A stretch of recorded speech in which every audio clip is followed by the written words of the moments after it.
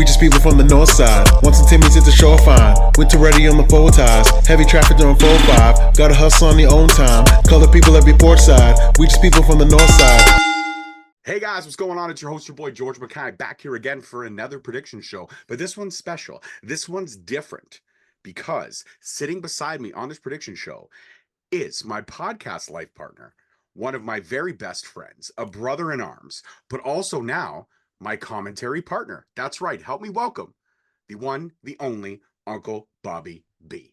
Oh, well, thank you. And I can hear all the listeners clapping. But yeah, we're going to be working the commentary team together, so I'm excited.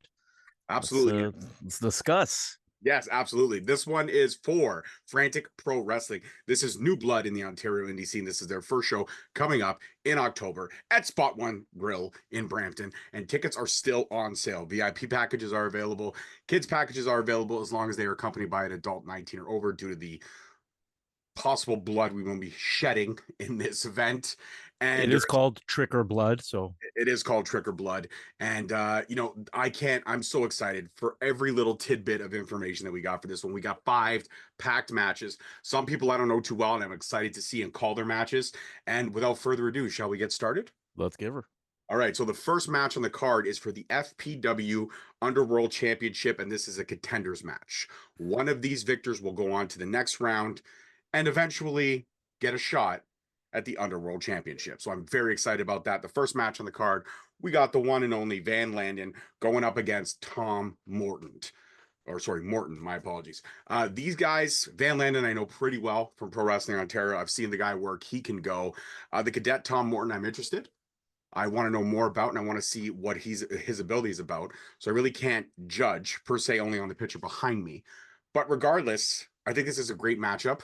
I feel like these guys both look like they're the same.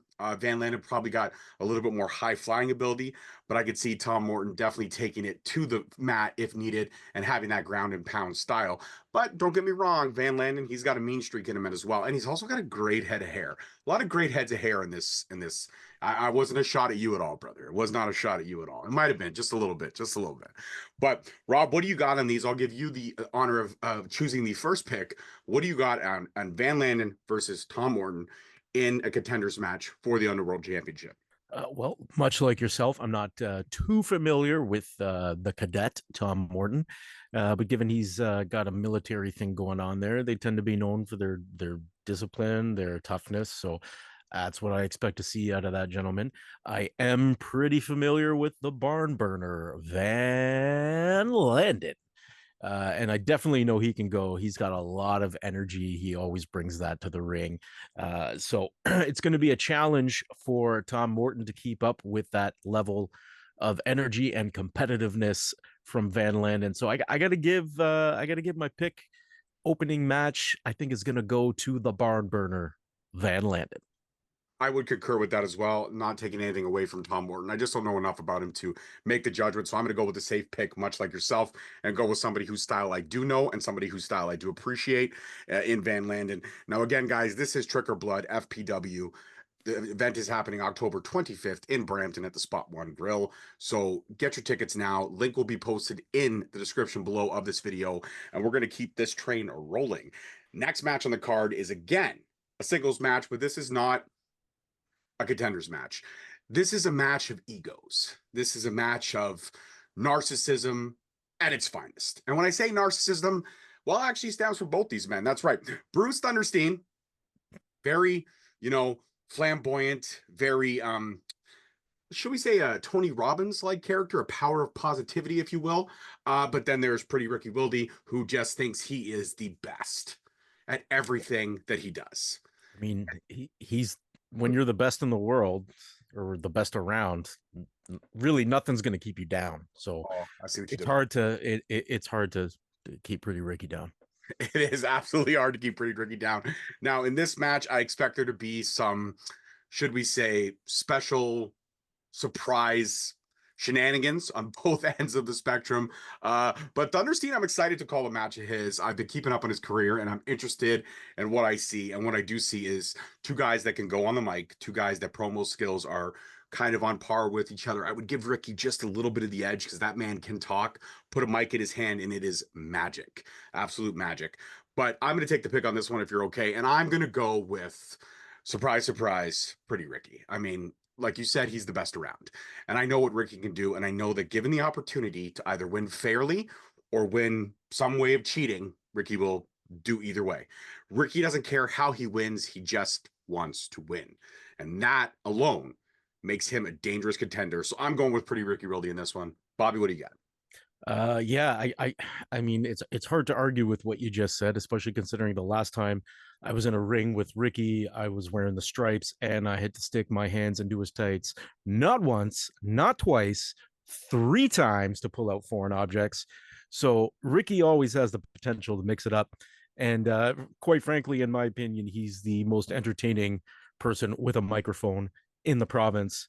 And that's just my opinion. You can agree or not. I don't care because he's the best around. Thunderstein, again, not overly familiar with his work. I've definitely seen him. I've seen his sidekick as well, Side Hustle. So we know Side Hustle's got to be in the building. He's got to be. And here's the thing, wrestling is about entertainment, and here's two guys who can entertain. So I'm really looking forward to this one and seeing what kind of tricks they're going to pull out of their sleeves. But I do have to give the edge just due to the experience and that swagger and confidence. I got to go with Handsome Richard on this one. All right, fair enough. I like that. Handsome Richard. Not pretty, handsome. Handsome. I put this match middle of the card. Whoops, sorry. I put this next match middle of the card because I wasn't sure exactly where it would align. I'm pretty confident in what I know our main event's going to be from our matchmaker, but this one nonetheless, I feel will be incredible. We have got tag team championship action. You've got Careless Dynasty going at Ontario's belt collectors in terms of tag team, which is Kirk and Grant and Empire. And then you also have Total Fucking Chaos. Yes, that's right. I didn't swear because I felt like it. I swore because that's their name. Total Fucking Chaos. So when you picture the fact that you have two teams that could potentially do Freebird rules and they can mix it up with anybody, and then you have the experience of a Kirk and a Grant who like to get in, talk some shit, end the match quickly because they want to get the fuck out of there because they feel that they're above everybody else. And God knows Matthew Grant, somebody who was born and raised in Hamilton, will be the first one to talk shit about Brampton and say how he wants to wash the stink of Brampton off him as quickly as possible, when again, he was born and raised in the armpit of fucking Ontario. But regardless of the fact, what? It's true. It's fucking true. Okay. Hamilton is trash. I've been to worse places. Okay, what, like Oshawa? Yeah, okay, I'll give you that. There's one. Okay, Peterborough? I'll give you that. I don't want to shit on Peterborough. Peterborough's been good to us. Okay, we can both agree that Port Perry definitely has some questionable actions. Okay, yeah, Port Perry, sure. Kirkland Lake. Yeah, I didn't get up to Kirkland Lake at the last show. Okay, Owen Sound. Now there's a place Owen Sound. You don't want to be in that place after 9 p.m. You want to be. Okay, are we done burying Ontario here? We're not burying the talent. We're just burying the cities that some of the talent reside from. Regardless of the fact, this match I feel is a perfect way to be right in the mix in the middle of this card, which, by Ontario indie standpoint, this card is special. This card is a little different because it's not exactly everyone you would see on the same cards together always. I feel like we've got a nice mishmash, a mix-up of some great talent. But for this one, as much as I can love them or leave them, Empire. I got to go with Empire in this one. There is just... I'm interested in Dynasty. I'm interested in Chaos and what they bring to the table. But regardless of the fact, Empire is definitely the most experienced team in this fight for the FPW Tag Team Championships. And yeah, once again, George, I'm forced to concur. Force is a strong word, man. It's a strong word. It is, and that's why I said it. I'm forced to concur. Careless Dynasty, I've seen them in action. I've not seen Total Fucking Chaos. I've certainly seen my share of Empire, especially, Matt Grant's really stepped it up the last few months. He's been on a tear, heading out to California, Indiana, just all over the place. With JT by his side, that's a pretty formidable team. And I don't think Careless Dynasty or Total Fucking Chaos are, even with that man advantage that they're going to have in the corner,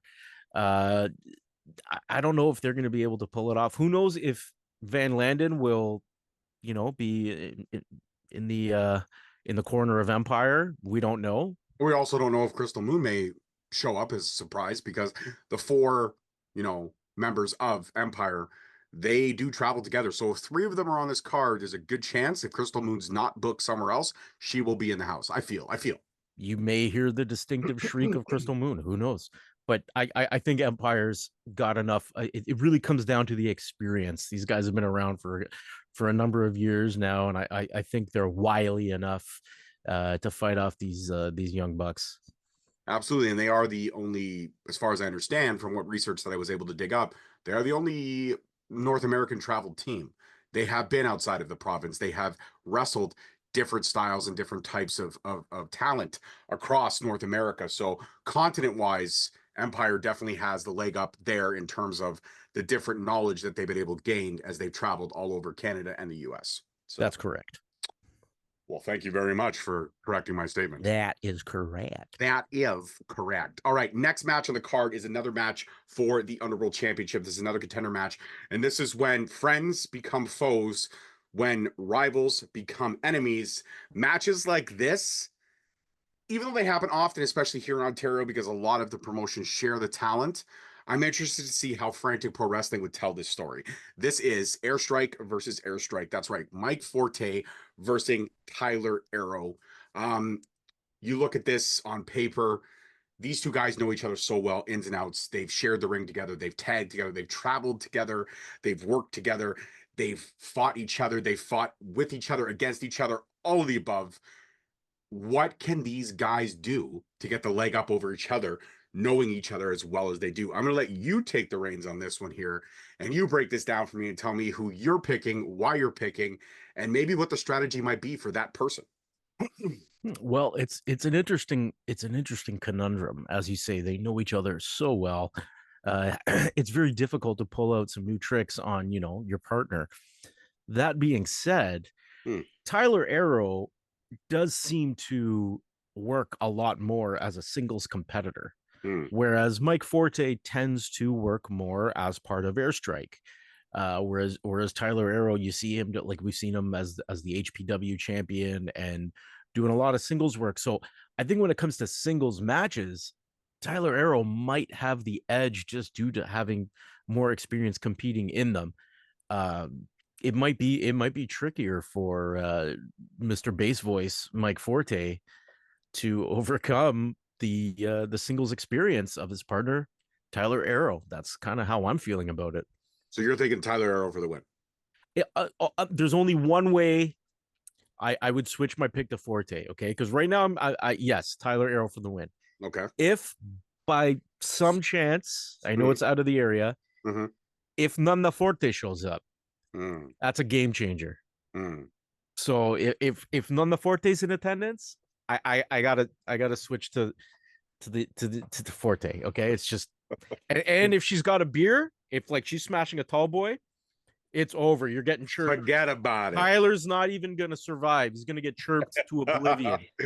Absolutely. Well, Nona Forte is again, Mike Forte's legend in the Ontario indie scene. She comes to as many events as she is able to travel to, and she never disappoints the crowd. She always gets involved.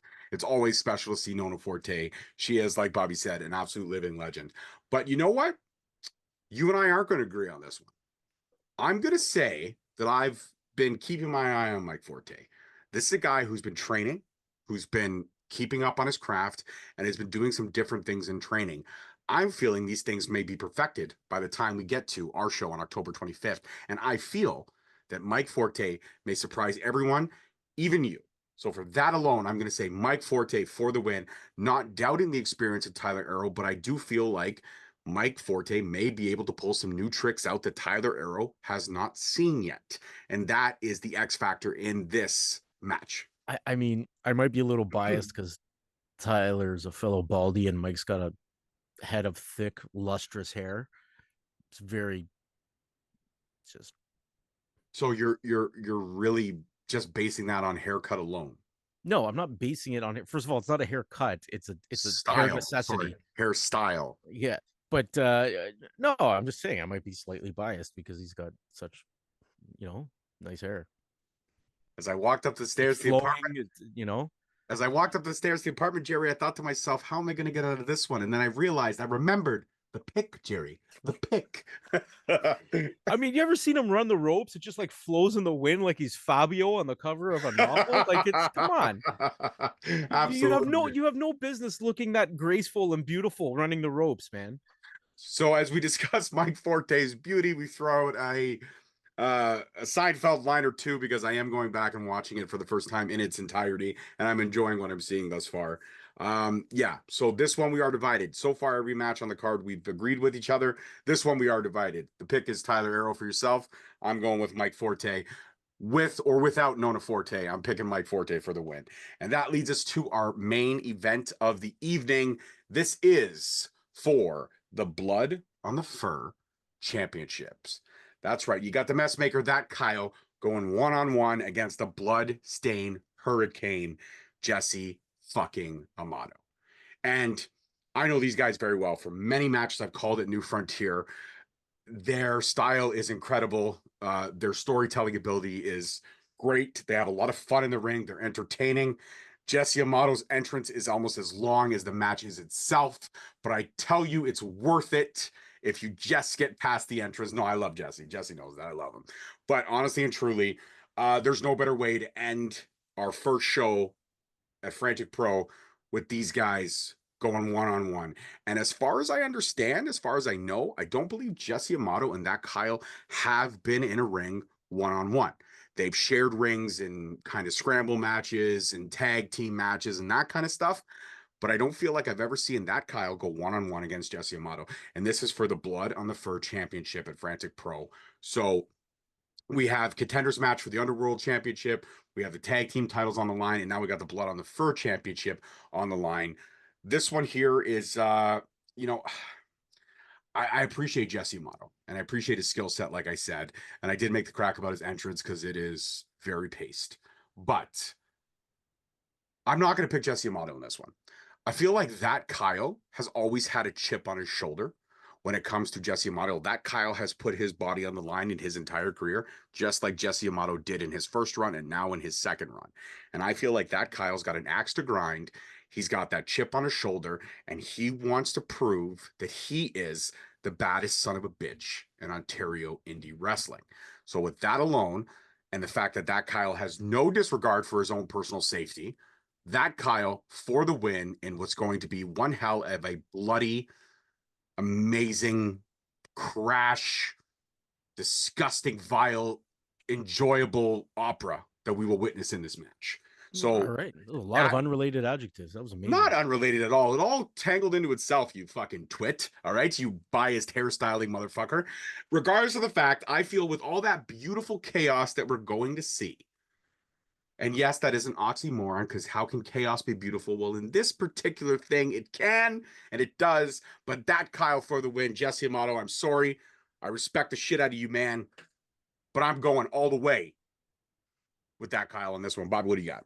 Didn't that Kyle move to the States? He married a girl from the States. I believe he does spend his time in between both the States and here. He deserted us. I'm going with Jesse. Are you fucking serious right now? Are you legit serious right now? Hey, Kyle's been out there. He's been working a lot. He's been getting out there. But again, I'm an old guy, man. I got to go back to experience. I thought you were gonna agree with the same hairstyle again. I was gonna be like, I'm fucking done. No, but that is a factor.